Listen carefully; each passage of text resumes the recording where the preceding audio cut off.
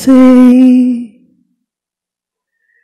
as esquinas por que passei, só eu sei, só eu sei. Esquinas dos desafios, onde em cada esquina que eu dobrava, sinalizavam inspirações para uma caminhada revolucionária que eu teria na minha vida. Cada vez que eu for falando, vá visitando as esquinas que representaram para vocês desafios. Já sabem que o meu nome é Regina Célia, filha de Jorge da Silva e Diva Almeida da Silva, que me ensinaram que é a perseverança um dos motivos necessários para que eu prosseguisse, para que eu definisse uma marca. No último áudio que eu fiz de treinamento, deu 81 minutos. Bem, o desafio é para 18. Meu pai era militar da Marinha, capixaba. Minha mãe, professora de jovens e adultos, Rio Grande do Norte. Meu pai, filho de construtor e de uma dona de casa semi-analfabeta. Minha mãe, filha de costureira. O meu pai, quando não queria ir trabalhar com meu avô nas construções, era obrigado a servir a toda a comunidade no Morro da Fonte Grande, em Vitória, no Espírito Santo. Como ele não queria trabalhar com o pai, então vai servir a todos da comunidade, fazendo compras ou carregando água. Quando isso não bastava para minha avó, que castigava, mandava ele limpar o banheiro de tal forma, dizia ela, que eu possa depois almoçar aí. Detalhe, minha avó nunca almoçou à mesa com o meu avô e meu pai e os meus tios, porque a mulher comia depois que todos tivessem sido servidos. Enquanto isso, minha mãe estava lá em Natal, sendo criada por uma costureira que foi casada com um homem em razão de uma dívida de jogo que o pai dela tinha contra o meu avô, pai do meu avô, meu bisavô. A minha avó, então, foi a última coisa que o meu avô tinha para dar como pagamento de uma dívida de jogo. Ela, então, casa em 1910, aos 13 anos de idade, e dos 14 anos aos 32 anos, ela teve 23 filhos. Com muita raiva, porque como meu avô não gostava dela, queria tocá-la apenas uma vez. Minha mãe, então, filha desta mulher, é uma das caçulas, uma das últimas. E fez parte do projeto Paulo Freire, De Pé no Chão Também Se Aprende a Ler. O meu pai, quando ele estava com 15 anos, resolveu sair de casa, se alistou na Marinha, lá foi construir, fez parte da primeira escola de aprendizes marinheiros de Vitória, no Espírito Santo. Logo depois da construção dessa escola, meu pai ficou como marujo para limpar os banheiros da Marinha. E uma vez numa inspeção, o comandante então chegou lá e viu o banheiro tão limpo, e perguntou quem era aquela pessoa. Mandaram chamar. E naquela excentricidade da década de 60, o comandante então mandou trazer a mesa, as cadeiras e disse, a reunião vai ser feita aqui. Quando meu pai chegou, ele fez o levantamento do perfil do meu pai e disse, você vai embarcar no navio com a gente. No navio em que meu pai foi embarcado, limpando o navio, meu pai passa pela estação rádio. E ouve o barulho das máquinas de telegrafia funcionando. Chega lá, não tem telegrafista, vai ver as fitas, e quando vai ver as fitas, lendo as mensagens, ele vê que é uma mensagem de SOS. De calção azul, de camiseta branca, deixa tudo e vai até a casa, até a sala do comando. E na sala do comando, então, o comandante, desesperado por ver aquele marujo com aquelas fitas, meu pai diz o que é, mandam prender o meu pai, leem as fitas, confirma o SOS, atendem o navio. Quando retornam para o Rio de Janeiro, meu pai é preso. E então, numa audiência, estavam ali sobre a mesa 10 fitas. E o comandante, então, leia todas as fitas. E o meu pai leu todas as fitas. E perguntou ao comandante: quem foi que lhe ensinou? Foi o telegrafista? Meu pai disse não. Contando então a ele a história de que ele era obrigado a servir os vizinhos, havia em meio um rádio amador que pagava ao meu pai, ensinando a ele a ler as fitas de telegrafia. O comandante então mandou inscreverem meu pai na escola de telegrafia. E foi aí então que meu pai foi a Natal, conheceu a minha mãe, e ao conhecer a minha mãe, então, se casaram, e em 1968, ano da Revolução, 15 de junho, nasceu Regina Célia. Com os meus pais eu aprendi a educação, mas a escola não me ensinou o que os meus pais me ensinaram. Nas esquinas por que passei foram muitos desafios. E como diz Mário, não é, Cortella, ele diz que as famílias confundem escolarização com educação. Porque a família é para educar. Ela dá um apoio fundamental às escolas. E os meus pais deram muito apoio. No meus primeiros momentos de bullying, já na adolescência, o meu pai então, chorando, eu estava chorando, e meu pai então disse: minha filha, você tem que saber que longo é o caminho da senzala à casa grande. Não fique no meio do caminho, não se perca. Mas se conseguir, tente mais uma vez. Não pare, não volte, prossiga. Prossiga. Vá o mais longe que você puder. Minha mãe completava dizendo que eu deveria fazer o impossível, porque mediante a história da minha avó, que sofreu violência doméstica, e quando meu avô foi preso, então o delegado perguntou para ela: o que a senhora acha que a gente tem que fazer? Vamos mantê-lo preso? Ela disse: não, pode soltar. Mas apenas me garanta que nunca mais ele passará a soleira da porta. Porque eu sou Maria Ferreira de Almeida. E a cada nova experiência que eu passo, ela só vai me fazer sofrer uma vez. Porque isso sou eu que decido. Porque Deus determinou. A minha mãe, então, com base nessas palavras da minha avó, também inspirada, dizia para mim: você pode tudo, minha filha. Mas só faça o que você puder. Mas enquanto você não souber o que fazer, faça então o impossível.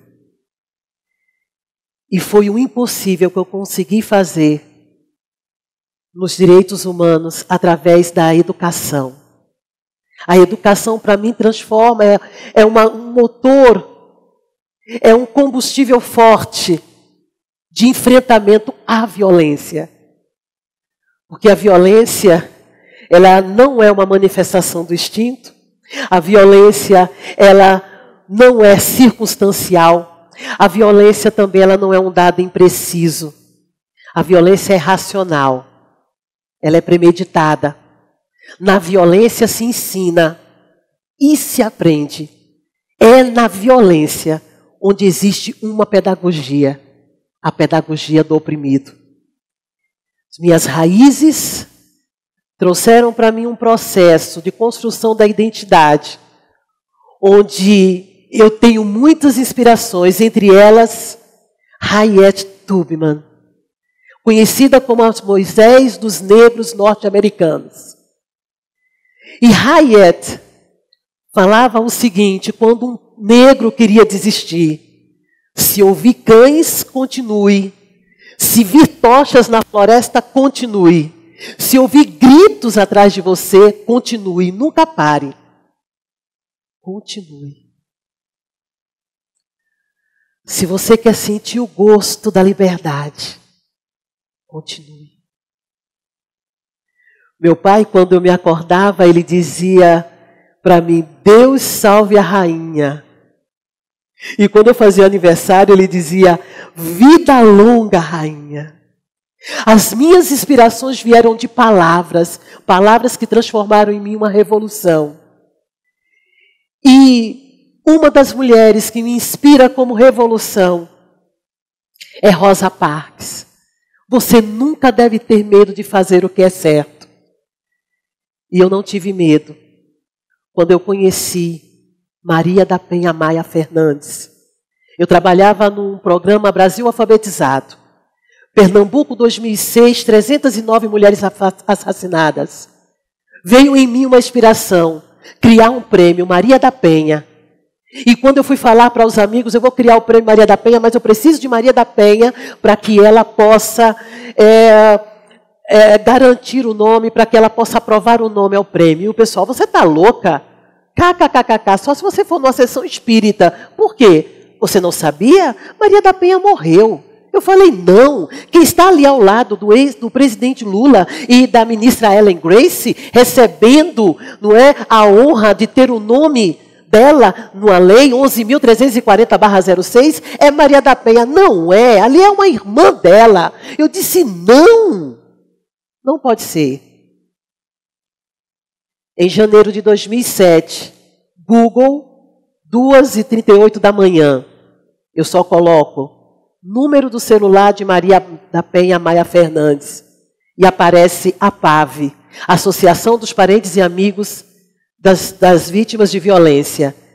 Fale conosco e coordenação. Ao lado tinha Maria da Penha Maia Fernandes, número do celular.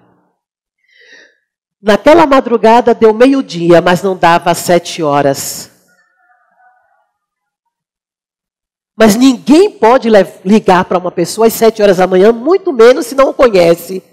Eu não liguei, mas liguei às 7h15. Às 7h15, então, liguei e uma pessoa atendeu. Alô? Aí eu falei assim, alô? Aqui é Regina Célia, de Recife, Pernambuco. Eu queria falar com Maria da Penha Maia Fernandes. Ela disse, sou eu.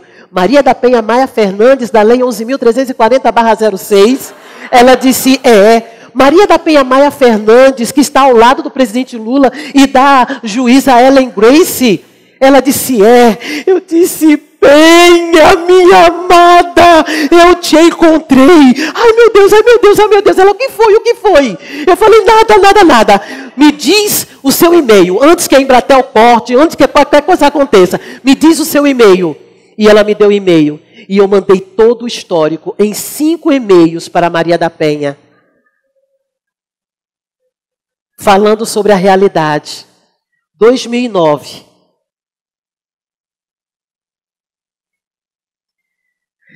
Eu e Maria da Penha fundamos o Instituto Maria da Penha.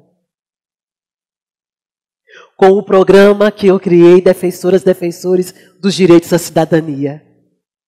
Esse projeto foi contemplado pelos norte-americanos e eu fui aos Estados Unidos apresentar o projeto. E de 2010 para cá, o Instituto Maria da Penha tem um apoio do governo norte-americano para realizar ações de enfrentamento à violência contra a mulher. O Instituto Maria da Penha não era uma realidade. Quando eu mandei o projeto para Maria da Penha, ela disse, mulher, o que é isto? Eu disse, é o Instituto Penha, e que vai mudar o mundo. Vai mudar a realidade de crianças e de mulheres. Como é que você sabe? Deus me inspirou.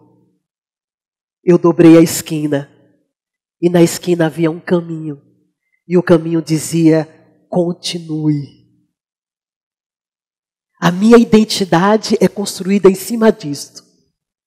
De inspirações, de ideias que vêm. E eu trabalho isso na perseverança. Por isso eu acredito que de onde vim, as minhas raízes falam, gritam, clamam e diga: continue. Visite o espaço de sua mente, onde está lá ainda as suas raízes. Não interrompa, você não tem que interromper nada daquilo que você tem certeza do que deve fazer. Nada. Se tudo que você vai fazer vai alcançar espiralmente inúmeras pessoas das quais você nunca conheceu, mas que você sabe que são vulneráveis o suficiente para não acreditarem em si mesmas, mas que você tem raiz suficiente para acreditar que você pode fazer com que aquele fruto possa prosperar, continue. Eu falo isso aos meus alunos há 21 anos como professora universitária, formada em filosofia, mestra em ciência política e fazendo um doutorado na Universidade de Coimbra, aprovada aos 47 anos de idade.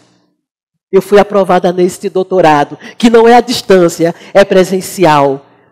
Mas, 3 anos antes, com 44 anos, eu apresentei 3 vezes esse projeto na Universidade Federal de Pernambuco. E ele não foi aprovado. Eu não consegui entrar. O mundo então se abre para qualquer um de nós. Nos desertos que atravessei, meus valores, minhas convicções foram todas questionadas. Mas eu não parei. Eu continuo. E estendo a mão para que todos possam vir comigo e continuar no enfrentamento à violência. Minha avó disse: eu decidi, só sofro uma vez. Deus determinou. Eu não quero mais este homem. 1954. Minha avó morre em 1988. Firme, decidida. Eu já atravessei os muros da Casa Grande e sei como voltar para a senzala. Mas para lá só volto para resgatar aqueles que ainda não têm consciência de que estão presos na escravidão, da submissão, da baixa autoestima.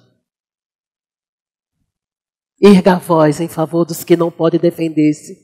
Seja o defensor de todos os desamparados. Erga a voz e julgue com justiça. E defenda os direitos dos pobres, dos necessitados. O seu direito. Continue. Muito obrigada.